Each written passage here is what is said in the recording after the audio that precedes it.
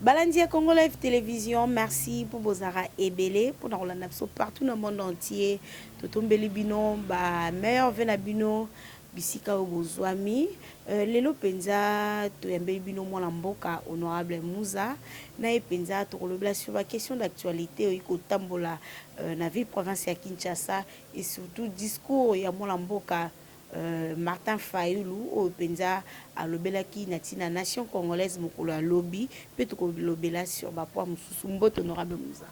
Mbote maman journaliste.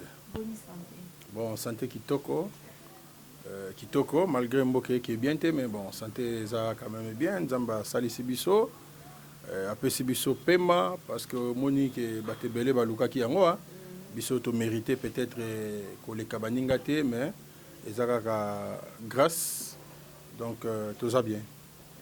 Oui, honorable Mouza, ozali moko na kati ya lamuka atako toyoka kosute na kati ya lamuka lobi déjà mon mboka Martin Fayulu penza ye asaki penza discours lobi na babutu na tina ya kolobela sur nation congolaise na ebité alobla ki ba poids ebele lo ni penza oyo yambaki motuya na discours ya mon mboka Martin Fayulu.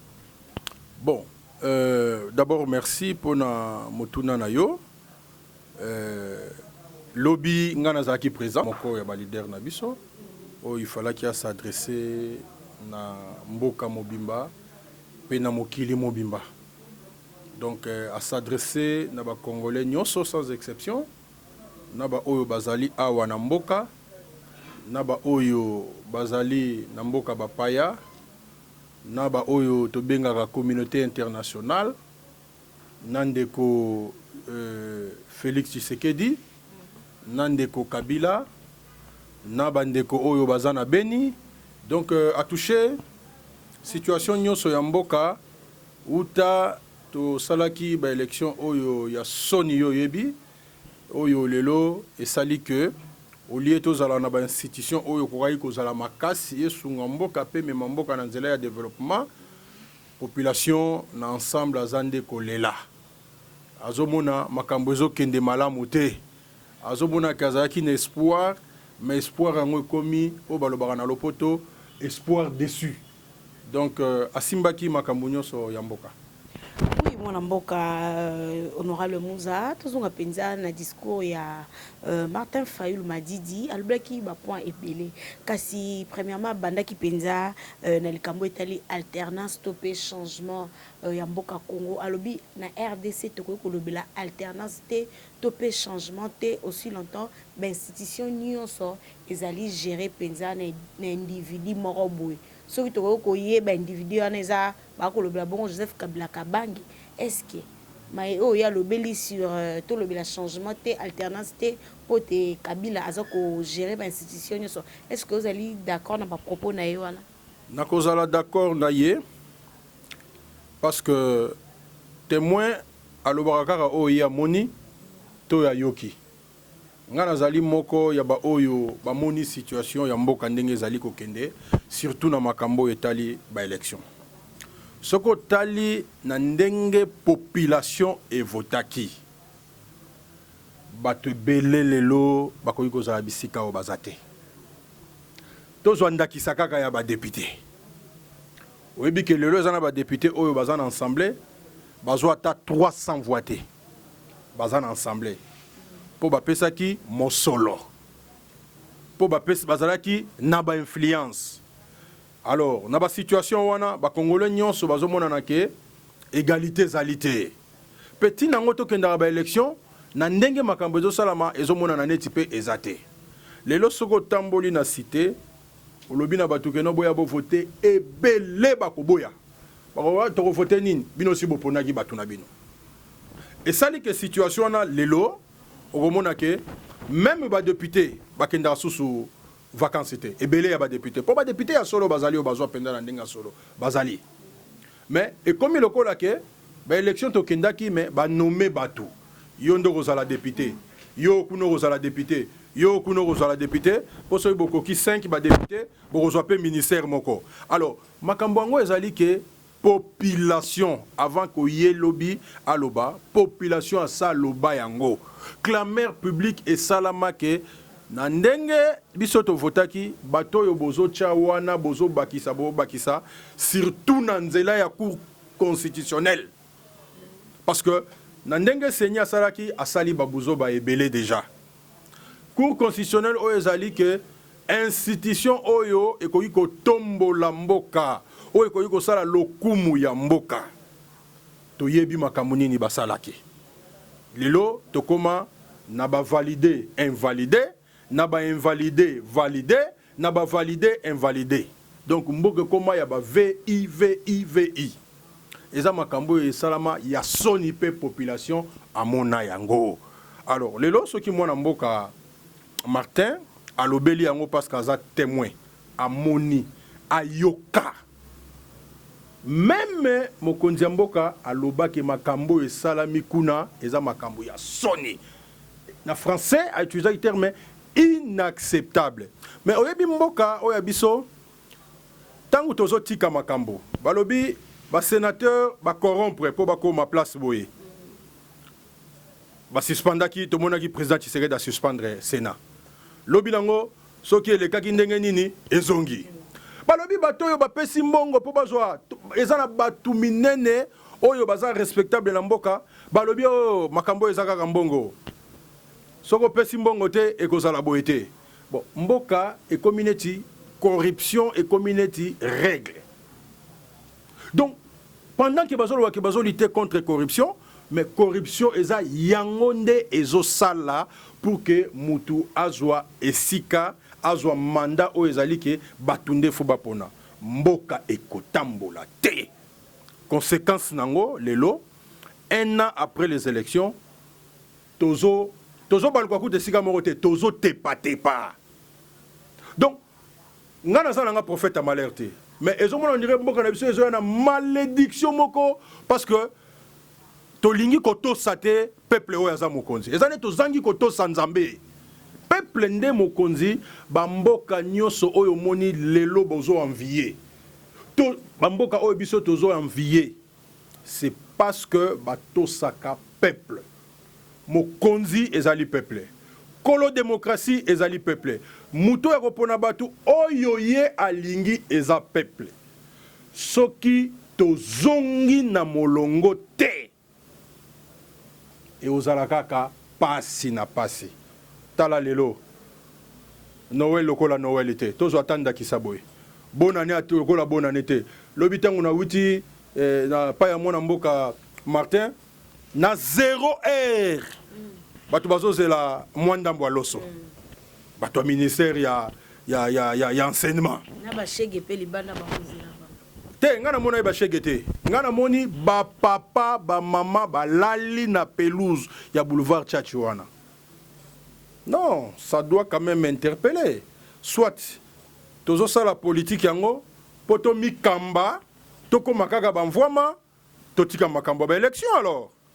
Donc combat oyo nyoso to bunda poto longo la dictature to boya dictature oyo Mobutu ayela kabiso combat oyo nyoso to bundaki pour que to boya dictature oyo mze alingaka pesa biso na ndenge bayaki na bakadogo combat oyo nyoso biso to bundi donc c'est-à-dire que ezokende pamba lelo ndeko Tshisekedi du président de la République aza na majorité te aza na ensemble moko te na ba province nyoso oyo akoki koloba ke tobongisa makambo oyo tosala nde boye tosala ba réforme boye ekoleka te parce que nyoso ezali FCC soko yena assemblée nationale nyoso ezali FCC ok na Sénat nyoso ezali FCC. Donc ce que le président de la République a lobby que toko sala makambo boye point di mama ba Coca-Cola yango soki ba Coca-Cola yango te il faut ba bakisa mungu na pilipili selon ba intérêt na bango parce que selon ndenge oyo ba tia bango ndenge ba proclama bango ezala na cour constitutionnelle et auto na seni et sali ke bangonde baza ebele et monana ke élection salama nango malamu te. Alors ndeko Martin je pense que à lobby makambo wana nyoso mais asuki na koloba te parce que ata makambo ya lobby ya beni bon mapsu to ya ozonga na makambo wana asuki wana te aza na proposition oye atie na mesa alobi baninga alobi baninga mboka ezotambola malamu te chaque jour tozokende na kozinda obe na kozinda tovanda tosolola totala makambo mboka na biso tobongisa place oyo makambo ezali malamu te tobongisa yango na lopoto babengi yango bareforme il faut tosala réforme oyo eza nécessaire ndingisa réforme ya seni ndingisa réforme ya cour constitutionnelle po mokili mobimba eseka biso moko pe tomiseka parce que soko tali discours yandeko Félix Tshisekedi na parlement dans 2 chambres réunies au abengaka congrès alobi toyoka soni te totala na penza mutuna mutema na ye ayebi ke makambo esalamaki ezalaki malonga te et pe il faut ba corriger makambo wana maloba ya mokonza mboka ezaka maloba oyo basakanaka nango te biso na droit administratif totanga ba parole ya mokonza mboka ezaka ya kosakana nango te kobongisa yango tokobongisa yango ndenge nini. Oui, mon mboka honorable Mouza, tu continue toujours dans le discours ya mon mboka Martin Fayulu. Tu qui mon mboka Martin Fayulu ko été 2020 année to kokota ezali bongo année à libération. Il y a déclaré qui penza 2020 année à libération to éviter depuis to utina élection. Mon mboka fait ça tu sais que il a eu pouvoir est-ce que mboka ezara ya kokangama. To ekotamba malamu te on a déclaré année 2020 eza année à libération. Mboka ezotambola malamu te mboka eza ya kokangama mokonza mboka za ya kokangama. Mais tozomona te tozomona yo mona wapi. Président de la République a signé l'ordonnance. Yango nde ko pesa passe. Mais ekopesa passe te biso to ba congolais ezopesa kanda pasi kuto eza muke. Donc to komo mona ngo eza neti kanai. O mona wapi mokonza mboka zui a signé l'ordonnance. Ministre moko aboyi yango. Mais constitution epesi makambo ebele au président mokonza mboka ko sala. Aboyi yango pe to komi lelo mbula mobimba. Gucci. Au mona wapi ministre intérieur alobi bandeko ba gouverneur bozana ndingisa te binobo nommé ba bourgmestre to ba adjoint na bango mutu na mutu alongola arrêté oyo ya nomaki bato mutu oyo aza mokonzi na bango mutu aza mokonzi ya sécurité mutu eza na ba prérogative na ye a rappeler mutu. Mais bapesi lisusu leçon ya droit administratif tala mukanda mulai ba gouverneur ba vandi place moko wayokani allez tokomela ye mukanda wana tokosala yango te le même jour gouvernement mususu eza côté wana soki côté ni bakenda wana batu nyonso bakenda bango na zamba kinga kati kombo nango batu nyonso bakenda bango kinga kati mokonza mboka atikali bakonzo nyonso bakoyi ko accompagner na makambo wana bazate. Omona wapi mukuna loba o alobate soki tolingi to aider mboka na biso sentiment ezala te mama kolobate ke ponga na za mukongo ponga na za muswahili ponga na za muluba ponga na za mutuboye sentiment ezala te na makambo mboka na biso so tolingi mboka na biso place oyo tomoni ke makambo ezotambola maloba te lobaki makambo ezotambola malomwa te. Place au Monique Mambodo, ah oui, lelo, ba prisonnier politique batikali yakotanga. Batikali yakotanga po basilité, ponde ko maiki muke bayi, ti bakangaye, batu oyo tomoni bakenda bolumbu e monana boye polele, lelo za kaka na batu wana bazolo bakeno, ye kaka fazonga, ye kaka yandi ve. Te. Ça c'est notre pays. Donc je pense que na point wana ndeko Martin atalisi bana mboka ke azana bolingo ya mboka atalisi population ke il faut asolona bango masolo ndenge nini mboka etamboli na temps oyo mikakatoni tozwi pe ba solution nango eza nini a sali ba proposition sur tous les plans. Donc na ko répondre yo point par point pour que population ayeba mokonzi mboka alobi nini. Donc ba élection et salamaki mabe pe na plan na ye alobi ke tovanda makanisi wana eza ya tovanda to bandela nde ba élection oyo babengi na lopoto anticipé mama eza eloko kobanga te po omoni bato ebele baza bandela ngona 2023 mama tala ngana si na lobake soki tolingaka mboka oyo soki mokonzi mboka alingi mboka oyo soki aza penza na posa ke mboka ekende liboso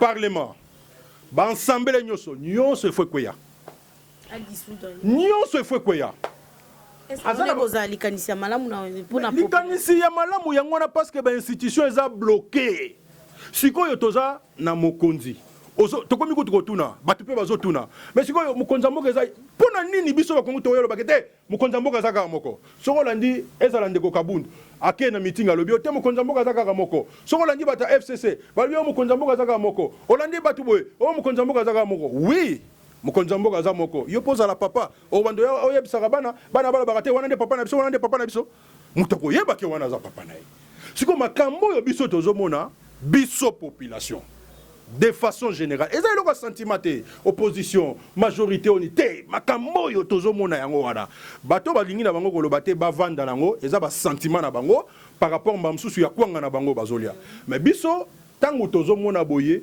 tozoloba yango soki tokeka na ensemble oyo na configuration nyonso olingo linga te ngana si na yebisa yo na kosala émission na point wana na mois de mars olinga te tokozala bloqué mama sikoyo mutu moko tasa lobi ke ngana za candidat président de la république mais tango sikoyo kozala ke mwana mboka Vital Kamerhe lobi nga pe na za candidat président de la république okoka mwana mboka Vital Kamerhe ya ko bongisa déjà parti na pour na 2000 mais aza leader politique eza droit na ye mais kuna na ngambo la muka Martin Fayulu akobeta ka lisolo ya vérité des na lobby ola lengela ngai moko pe mais zela tozo ke malembe hein ndeko Martin nani Vital soki ya bimi ngana za candidat président de la république ndeko Moïse Katumbi alobi ngana za candidat président de la république ndeko Martin Fayulu alobi ngana za candidat président de la république ndeko moko ya FCC ayepe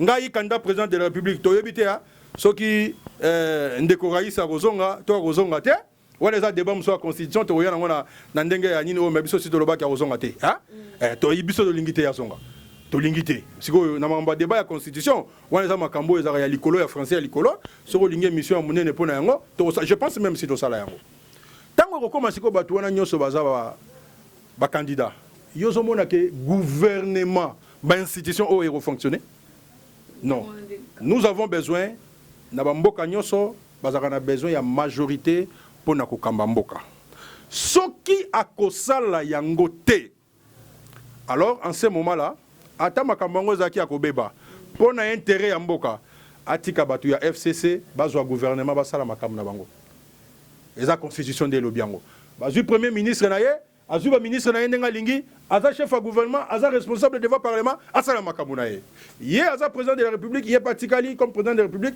aza na ba prérogative na ye constitution pesi asala yango donc tokomi na eloko to bengaka cohabitation parce que coalition oyo zomona kaka bandeko ya kashi bato balingaka bamona baloba kombo ya coalition na mitema bata FCC bayebi ke oyo eza nde cohabitation po mitindo nde mitindo yo otanga constitution mona place coalition eza te elobeli yango pete mais eza terme technique oyo ba utiliser yango na ba circonstance wana na bamboka ebele mais mingi na mikilo ya poto mwa démocratie eza ya kokuba awa biso eza kaka kota bima alors ozomona ke eza na tina te ba réforme ko sala mate na ba condition oyo yango tango ozomona mwana mboka Martin Fayulu oyo tobengaka soldat du peuple tango azoloba ke eza année ya ko libérer Congo mais il faut to libérer Congo toza na kati ya cage une année tomoni eloko te mama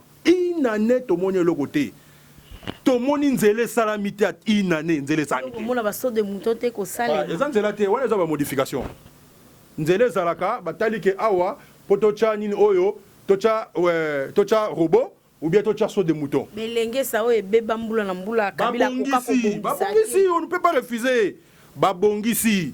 Hein? Et ça n'a pas place au babongisi. Tomoni kasavu babongisi, tomoni nini oyo. Commerce babongisi, lenge sa wana soyo zoba. Côté na biso babongisa te. Balabala wana oya biso mnene wana masina wana sep. Tilelo. Soko yekuna mbule beti, oyo ke la batuma. Malema batonga mboka na mukulu. Likambute batongite babongisi. Biso batakotongeza côté na so batongite. Babongisi et nous avons encouragé ça. Même ici, misala ebele sa mi na qualité ya mabe. Kende otala na veni bokasa. Tambola yango ngana sala yango na koti na sambula na ba image nango na koti na sambula na tala penza nzela ndene salami non. Je pense que et loko o eza mboka photo sala ngo na moi fierté. Po banzela oto banjo bambalelo mususu belge mutasala bambule belé.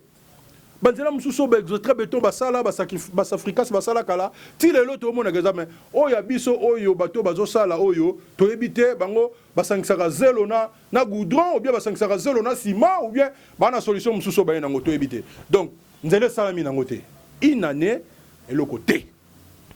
Oui mwana mboka Tokyo inane eloko te to mekampe kozonga mwa sima un an déjà inane jour pour jour ba congolais ba kenaki penza na ba urne pour na ko voter ba député na bango pour na ko voter président na bango. Est-ce que changement salami na bao bango ba votaki pour mingi ba votaki pe président Félix ba misusu pe ba votaki mwana mboka Martin Fayulu yoko koloba nini un an après changement et continue na mboka Congo na ba choix oyo ba congolais ba salaki mama na bandeli mbala na mbalo bando tu na ngai soki pozwi micro na yo okei nango okomona changement ya mboka eza na ba indice oyo elakisaka ke makambo ezobongama malamu nazo indice moko vulgaire ya pamba boye soko ozwi to ya dollar okomona déjà ke makambo ezotambola malamu te soko ozwi kaka to ya dollar okomona ke makambo ezotambola malamu te parent azosala azoko kosomba même pas robe mwana na ye a fêté papa azosala azana moyen te a organiser fête ya fin de l'année pour na famille na ye azana moyen te difficulté za et s'aggraver entre espoir oyo une partie ya population bazaki nango na déception oyo za lelo. Je pense que soko tali naba indice nyonso oeza que sérieux eza na kati okomona ke côté ya popularité ya mokonza mboka esali chute libre. Esali chute libre. C'est-à-dire que batu bamoni ke te makambo ke nango bien te. Donc tozana moyen ya kobomba te mais ezana ba fait peut-être oezali positif notamment to combien un peu plus libre ya ko solola ya koloba makambo. Oh, ils ont intérêt à mboka pour nous faire avancer mboka. Tous un peu libre aussi. Na moi ba autorisation tozozoa pour nous manifester. Ça c'est un pas positif. Il faut pas que au moins que mutu asali inane c'est vraiment un rien. Non. Ce n'est pas un rien mais makambo malonga et salamité. Ceux qui n'ont pas sa cote et aux ala 2 sur 10. Oui. Ouais. Oui, mwana mboka toko pusa moke na suka émission na biso lelo penza à faire mon solo ebungi kuna na jekamine pas Albert Yuma okoloba nini na bino lamuka na mwana mboka ozape moko ya mibeko okoloba nini na disparition mon solo ndenge ebungi kabola msu ko sungata population na moko sa mwa likambo 15 millions et soukara lelo karaboy lelo sumo solo belé ko bunga na jekamine okoloba nini na likambo wana. Bon na koloba ngo na ba volet misatu volet ya liboso na koloba yango comme congolais eza malamu te que tolamuki na tongo toyoki 1 million bungi lobi olali oyoki 4 millions bungi lobi okuno olali oyoki 10 millions bungi lobi okuno olali 15 millions bungi okolamuka boyoka 200 millions comme congolais eza malamu te parce que congolais nyo saza muto ayebi bik na papier te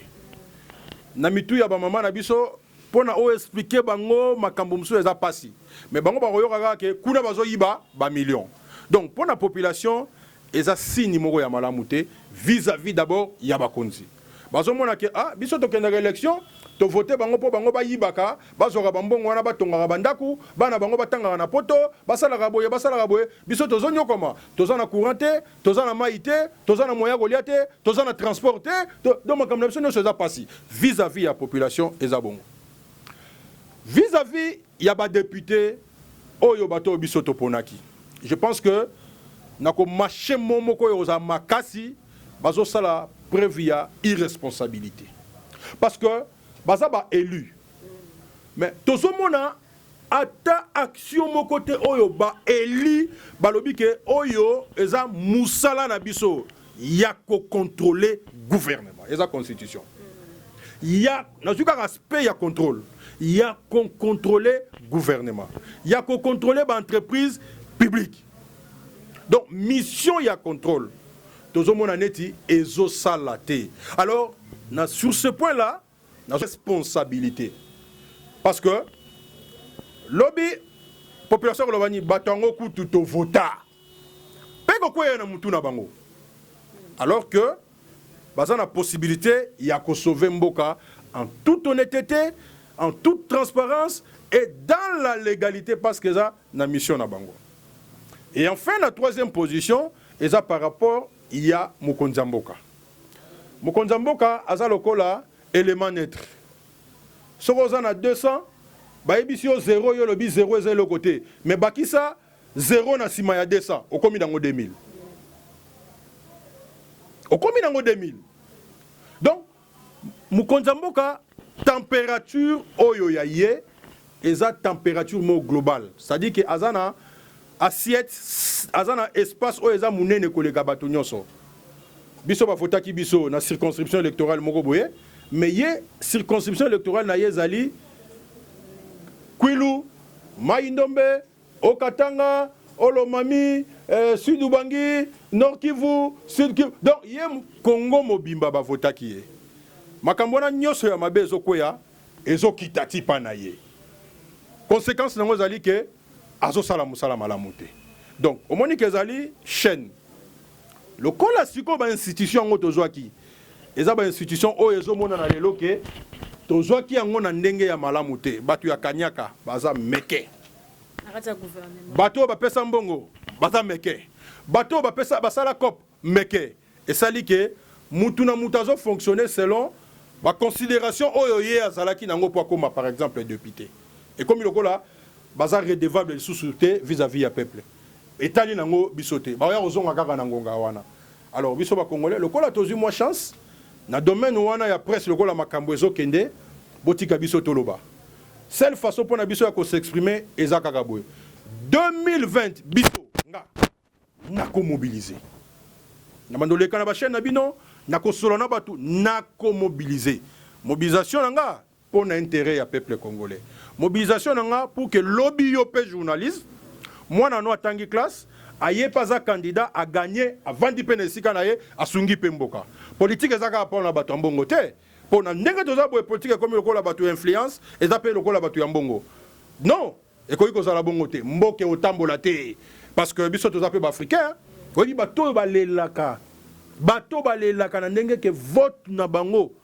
ba vota ba moni penda ke mutu na bango abimine tinga boye mutu ayambo na opposition na changu mutu ya yambo do ba yandre tout na se mais batalika ki ah bon mwana mai wana bon il faut to longole kaka mais ça problème te na sana ngana bomo ilelo ba msusu kutu donc ti wana nde baza aweza bana kinde baloba na ngande ko nga emene ya badaichu akenda mais mona biso to zakaka na ngolo nkolo pe na mandat oyo ya pe to so yango mais lo to lingeza nde mboke kende to ça elande politique service hein to ça la politique service ça dit que to ça lande batu oyo zo sa malelo boeza soni pe batu basiba baye politique yango mais lo ko la mboke robonga ngona ONGT mboke bonga na nzela politique mukolo to zana bakonzi ya malamu mboka pe ekokende malamu.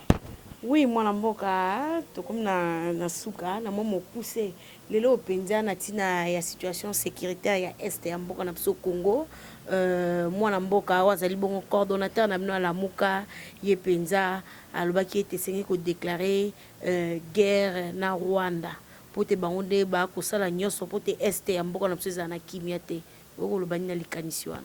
Mais nga nazo appuyer à 100%. Nazo appuyer. Nayebi te soki eza terme guerre nde ezobangisa bato ou bien nini. Soko tangi constitution na biso terme guerre ezali. Nalobi soko tangi constitution na biso ba prévoya guerre ekosalama ndenge nini. Guerre esalamaka selon ba condition oyo constitution eposa. Eza na mutu oyo déclaraka guerre.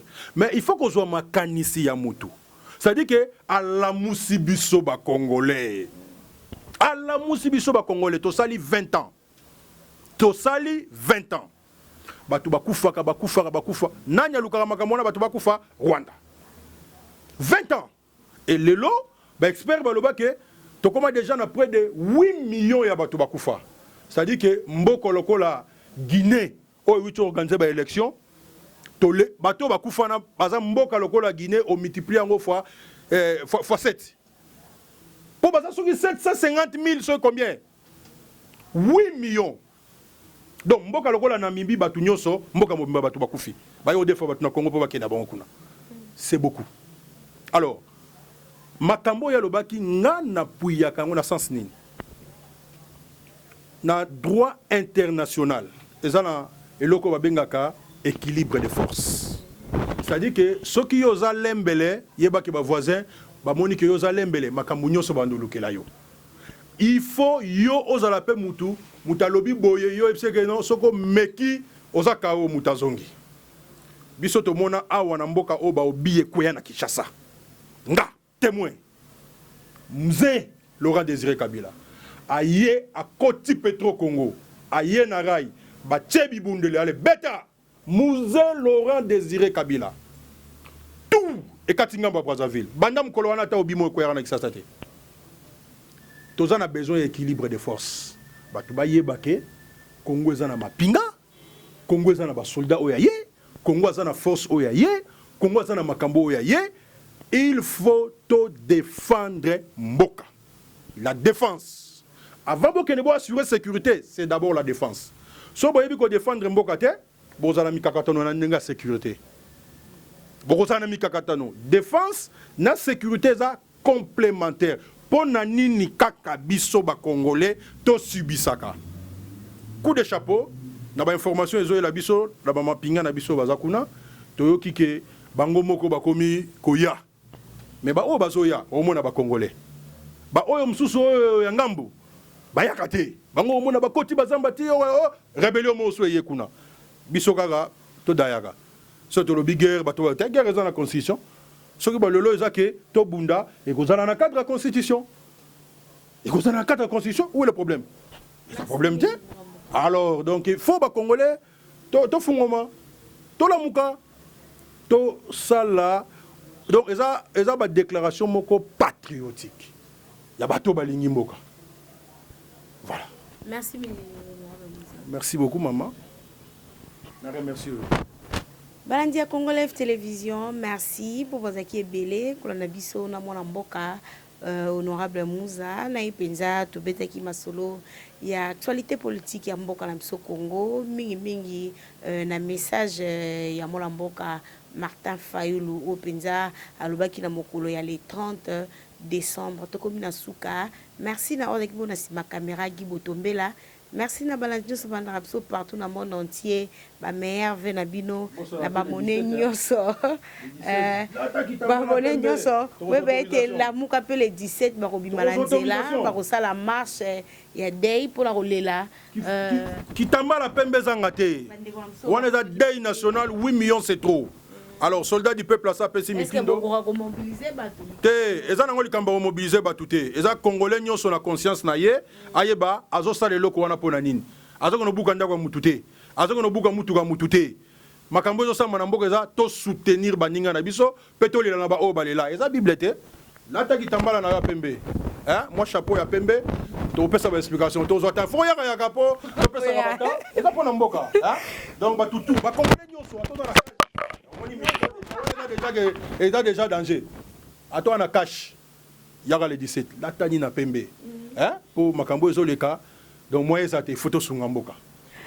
Merci mingi beaucoup trop nasuka ba merveille na ba union so bandra biso partout dans le monde entier mon vieux Roger Luma mon président Félix Antoine Tshisekedi un tonton de caractère mon vieux David Olito Jean-Si bon mon papa social depuis États-Unis c'est les Tunga de Lausanne papa Jean Compaoré depuis Bruxelles ba merveille na Junior Madeda les rassembleurs de l'Itanche papa Nelikia pe na couple Bosunja Guélan Bosunja na Oulette Bosunja depuis France. Ngala mnoso nzamba zongite tout mona ni na mikolo za likoya.